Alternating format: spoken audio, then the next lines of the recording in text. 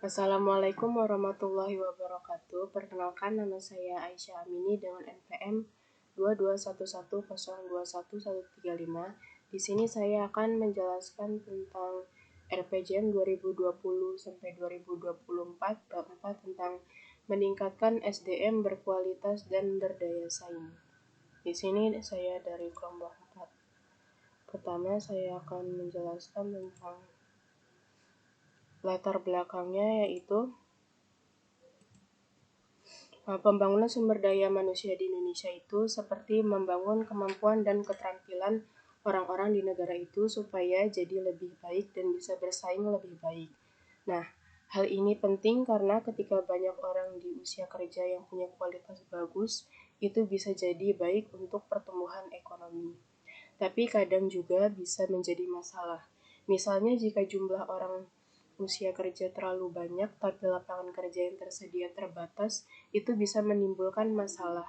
Bisa-bisa banyak orang yang tidak punya pekerjaan, yang artinya bisa membuat pengangguran naik, bahkan bisa membuat banyak orang menjadi lebih miskin. Jadi intinya, pembangunan sumber daya manusia sangat penting, tapi perlu diatur dengan baik supaya tidak menjadi masalah di kemudian hari. Itu yang kedua, saya akan menjelaskan tujuan penulisannya. Di sini kita akan menjelaskan tentang mengetahui capaian pembangunan tahun 2015 sampai 2019 untuk mengetahui lingkungan dan isu strategis, untuk mengetahui sasaran indikator dan target, dan untuk mengetahui arah kebijakan dan strategi.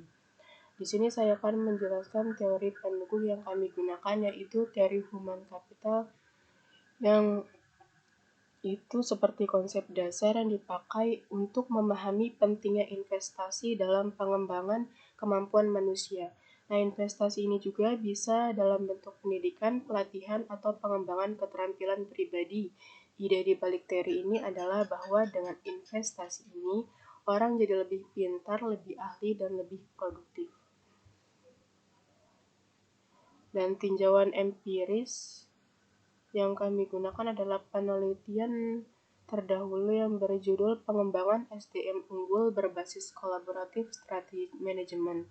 Jadi inti dari isi penelitian ini adalah orang-orang yang memiliki sumber daya manusia yang baik itu punya pengetahuan yang cukup, bisa melakukan pekerjaan yang baik, punya ide-ide baru, dan bisa berkomunikasi dengan orang lain dengan efektif. Nah, hal ini sangat penting dalam pembangunan suatu negara karena orang-orang yang berkualitas ini bisa menjadi tulang punggung dalam mewujudkan kemajuan keberhasilan suatu negara.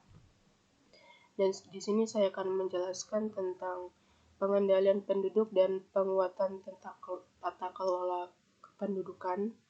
Pertumbuhan penduduk di Indonesia harus diatur agar tidak terlalu cepat supaya kualitas hidup orang-orang bisa lebih baik. Salah satunya dengan mengurangi jumlah kelahiran. Selain itu, dipikirkan juga bagaimana orang-orang berpindah tempat tinggal supaya tidak terlalu banyak orang berkumpul di satu tempat saja. Yang kedua yaitu perlindungan sosial bagi seluruh penduduk. Di sini saya akan menjelaskan data tentang penerima JKN yang telah meningkat dari tahun ke tahun. Berdasarkan RPJM 2024 pada tahun 2014 sebesar 133,4 juta jiwa sampai dengan 2019 sebesar 221,2 juta jiwa tidak mengalami penurunan dan meningkat secara signifikan. Untuk membantu orang-orang yang rentan, pemerintah memberikan bantuan sosial dan subsidi, tapi kadang cara ini juga kurang efektif dan efisien.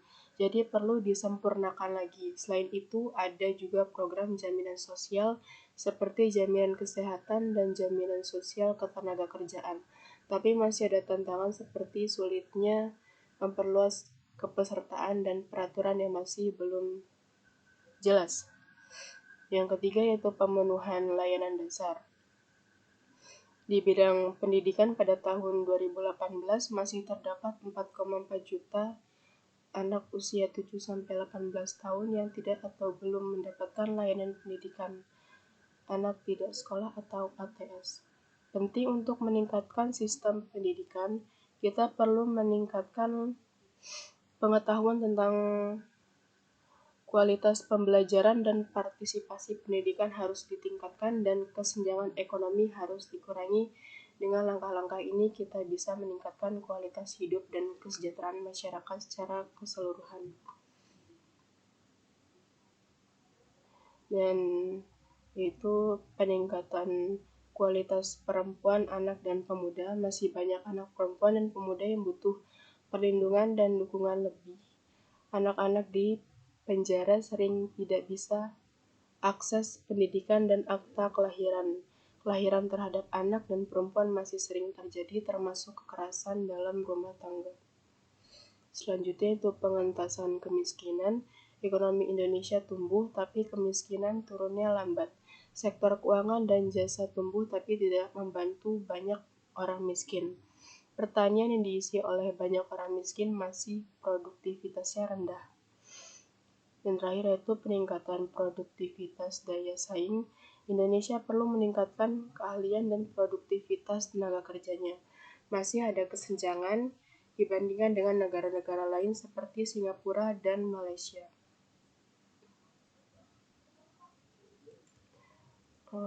Selanjutnya itu.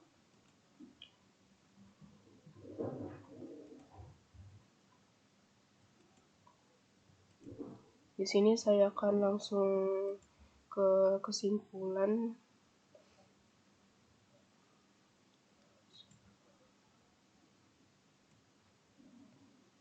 Jadi kesimpulan yang bisa kami ambil dari penjelasan tadi yaitu peningkatan kesejahteraan SDM, RPJM berkomitmen untuk memastikan kesehatan ibu hamil, bayi, balita, dan anak usia sekolah. Selain itu, program penurunan stunting, kematian ibu, dan kematian bayi menjadi prioritas.